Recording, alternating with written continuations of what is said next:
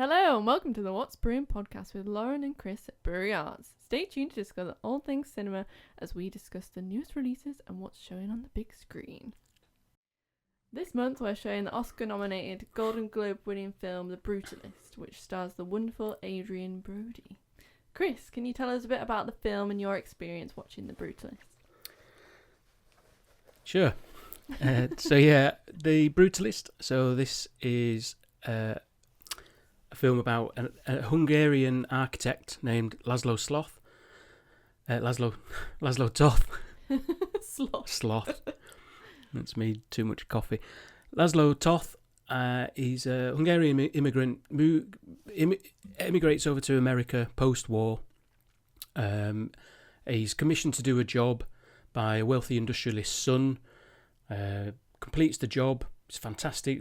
Does actually look really amazing piece of architecture. He converts his library, but then the father comes home, doesn't like it, kicks him out. Story moves forward a few years, and then the father, played by Guy Pearce, hunts down Adrien Brody, Laszlo Toth, and commissions him to build a community centre, like a church. And then it's the story, evolves, devolves into their relationship and how that progresses. And as I say, Adrien Brody, you recognise him from films like King Kong and Predators. But he won the Oscar for The Pianist a good few years ago. They are tipping him for the Oscar for this film. Yeah, I've heard a lot of buzz about it, and he's been nominated. His performance is outstanding. He's he really holds the screen. As I mentioned, Guy Pearce, you know him from LA Confidential, Memento. Joining Adrien Brody and Guy Pearce is Felicity Jones, who plays Resbeth, who's Adrien Brody's character's wife. Felicity Jones, she was Oscar nominated for The Theory of Everything. Yeah, she was brilliant in that. She was amazing, absolutely amazing. And if you've not seen The Theory of Everything, you don't know. She was in Star Wars Rogue One. Director is a guy called Brady Corbett. Brady Corbett, he's got a very mixed CV. You may know him from films such as Funny Games, which is like a real psychological drama. Yeah. You might recognise Brady Corbett as Alan Tracy in the Thunderbirds movie. No way. Yeah, it's just a bit of a mixed CV, as I said. But overall, the Brutalist, powerfully emotive, beautifully shot, fantastic production design, real immersive soundtrack. The film, it is 3.25 hours long, plus a 15-minute intermission, which is built into the film. The filmmaker insisted that there was an intermission. So it is a 3-hour epic. Yeah. But well worth it. Worth it. And definitely, it's tipped to win Best Film and a whole host of other awards, the Oscars and the BAFTAs. So I would highly recommend The Brutalist. Yeah, it sounds great. So what sort of feeling were you left after you left the cinema and you watched The Brutalist? Apart from having a bit of a numb posterior, I felt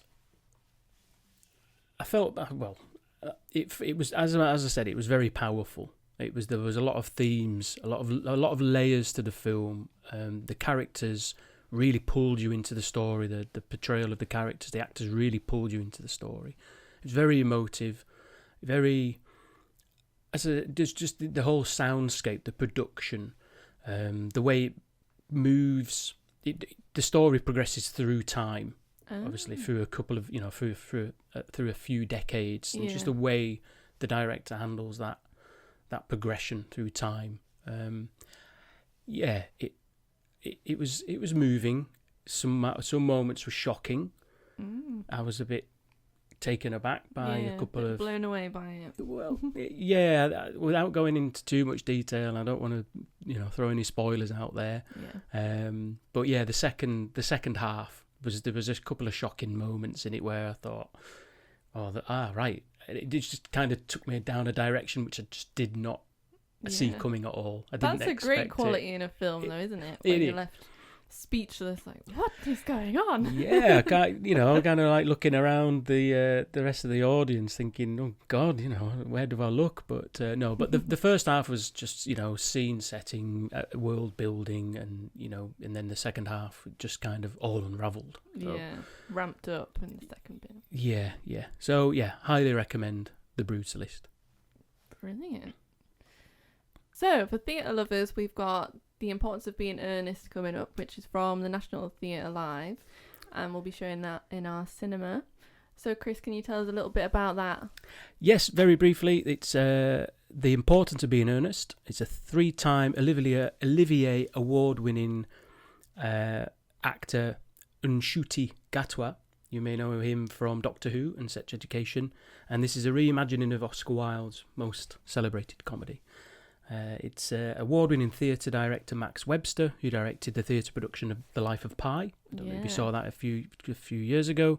It's a hilarious story which explores identity, impersonation, romance, and as you mentioned, Lauren, it's filmed live at the National Theatre, and then it's presented in cinemas across the UK. Yeah, it seems like a great production, and one for anyone who loves any kind of flamboyant comedic production with great comedy and high camp costumes. So yeah, we recommend it to anyone who loves that. Absolutely, yeah. And it's been receiving rave reviews. So yeah, I would highly recommend coming along to see The Importance of Being Earnest if National Theatre Live is your thing. We've also got a special screening of The Phantom of the Opera coming up, which is a centenary screening for its 100th birthday, which is very exciting. And it's one of silent cinema's most beautiful creations.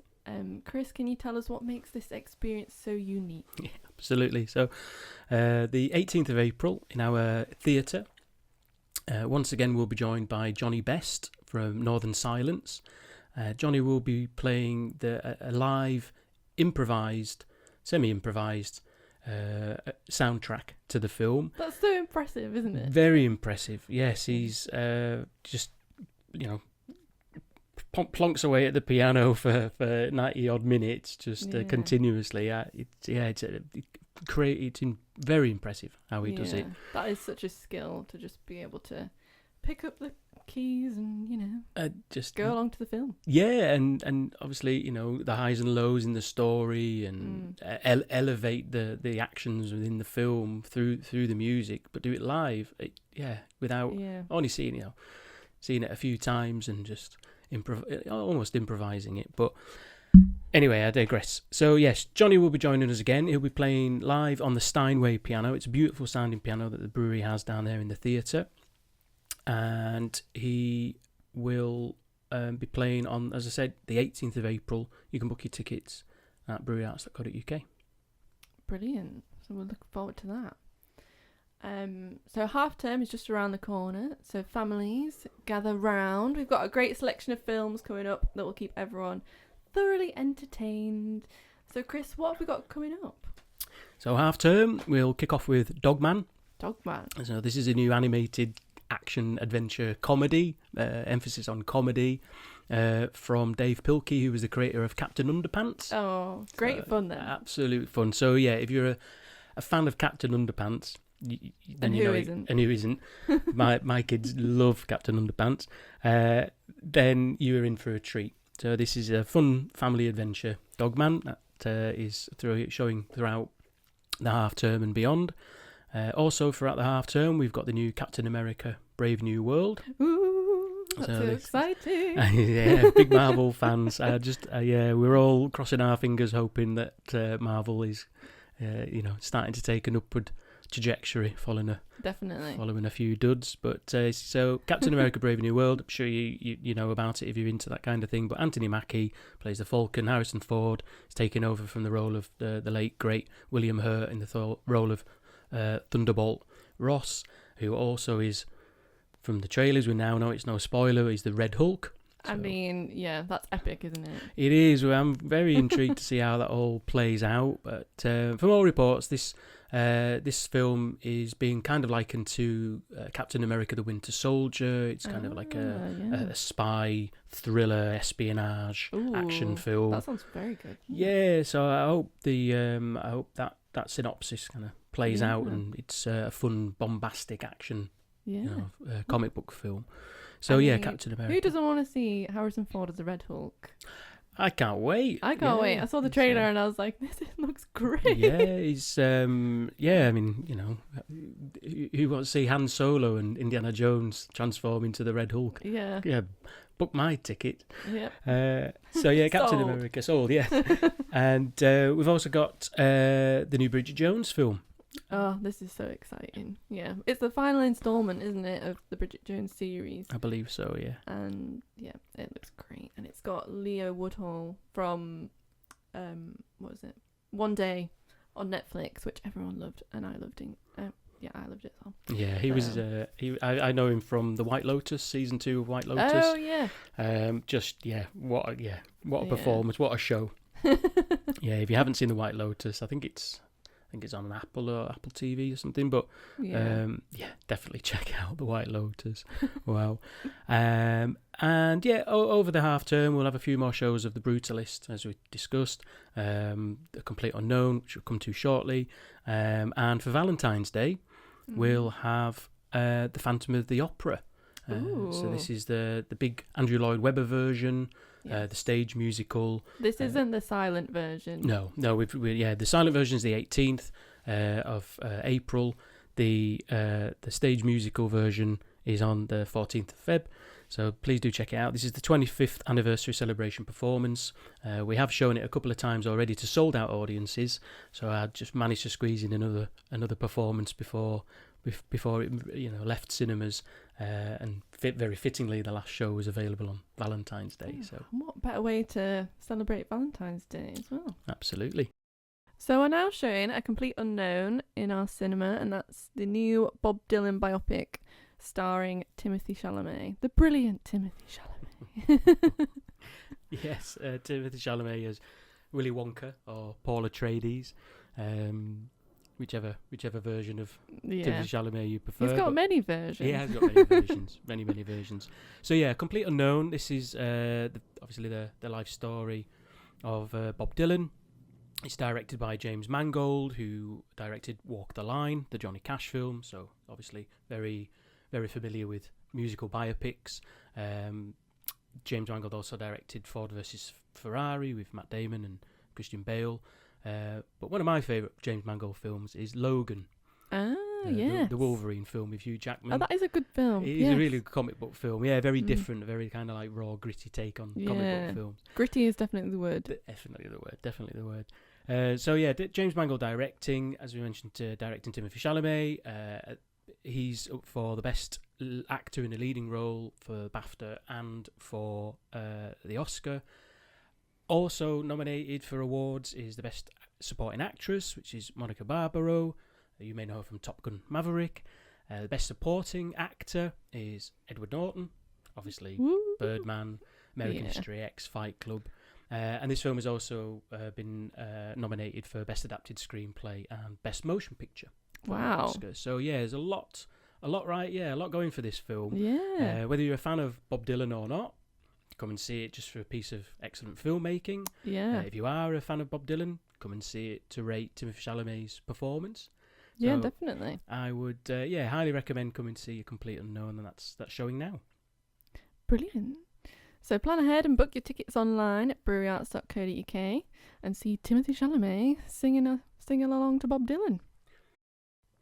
So we've also got a series of Japanese films showing at Brewery Arts over the next couple of months, and that's for the Japan Foundation Touring Programme in 2025. So Chris, can you tell us a little bit about this? Yeah, so we've been part of this film festival for around about a decade. Around about a decade, Whoa. yeah. It's been showing at the brewery and other cinemas around the UK for the best part of 10 years. We're very, very proud to be part of this festival. it's great that we can show these films. So the Japan Foundation, they've gone out over to Japan, curated a great selection of films, all kinds of different genres. Yeah, what types of films can people expect to see? Well, we've picked a real eclectic mix. I've tried to select from their shortlist. I've shortlisted I think 8 films over the course of the festival. I've tried to give us a real diverse mix of comedies, sci-fi, thrillers, family dramas. There's kind of something from all aspects of life. Something for everyone. Something from everyone across the whole, gamut of Japanese cinema. Obviously, being from Japan, it's very culturally diverse in their themes and just how they portray characters and go about their lives. Yeah, seems very different from an island nation to another island nation. Seem very different and very alien. As I say, some of these films, well, most of these films, you'll only be able to see in the UK as part of this festival, and we're only able to show them once. So so get yourself down and have a little watch. Absolutely, get yourself down, because if you blink and you'll miss it. So make the most of it. But coming up in February, sci-fi thriller Penalty Loop, and a samurai drama Bushido, and I'm looking forward to the comedy We Make Antiques. Yeah, that one looks really fun. Yeah, some of the titles are absolutely hilarious. But so We Make Antiques. So don't miss out the Japan Foundation Touring Film Program 2025 at the Brewery Cinema. Yes, check it out on our website. It's on our festivals page as well as the cinema page. If you want to find out some more information and book tickets. So we're also showing some iconic films from throughout the decades as part of our Cinema Rewind series. Chris, can you tell us about the next film that's coming up and we're showing on screen? Absolutely. So Cinema Rewind, it's a programme of films that I've curated in-house, and I'll continue to curate throughout the year. But the next film coming up is The Shawshank Redemption.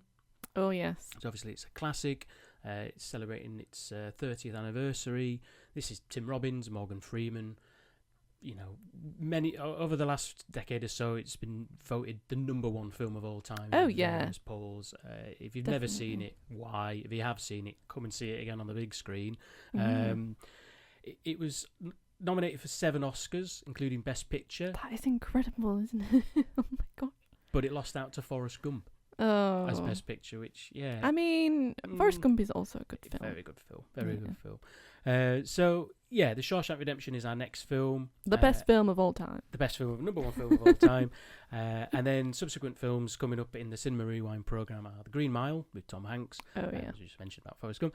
And Chocolat with Johnny Depp and Juliette Binoche. Yeah. Just check out everything on our website. But come and see The Shawshank Redemption and other, classic, timeless films on the big screen. Oh, yeah. Come and experience them. So how do you choose the Cinema Rewind films to show? There's a couple of methods. Some of them are being restored in 4K. So there are some titles coming out later in the year that have been restored. I'm looking at Picnic at Hanging Rock and The Apartment, amongst others.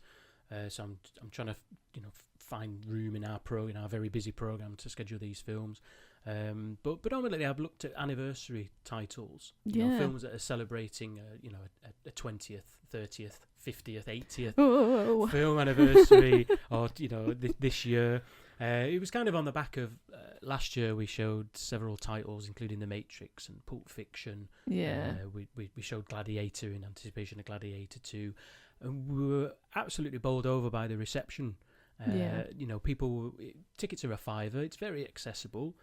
So it was come and see this film, one-off, big screen experience. It's really accessible, and relive that classic film, but that time in your life where maybe you were 20, 30 years younger, and or still in the womb. Yes. Yeah.